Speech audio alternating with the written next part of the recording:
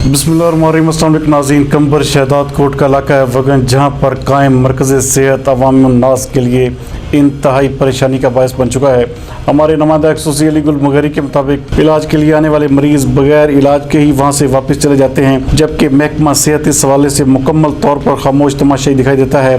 हस्पताल को NGO के हवाले करने के बावजूद ये हस्पताल अब तक मरीजों के लिए एक अज़ाब बना हुआ है। हर माह आने वाला बजट झूठे बिल्स बनाकर हड़प कर लिया जाता है।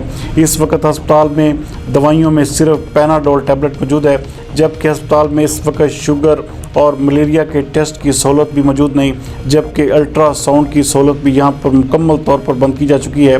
हस्पताल में 9 डॉक्टर मुकर्रर होने के बावजूद सिर्फ 3 डॉक्टर बाकायदा काम कर रहे हैं। इलाके के हिसाब से ज़िला कंबर शहदाद कोट का ये सबसे बड़ा अस्पताल है।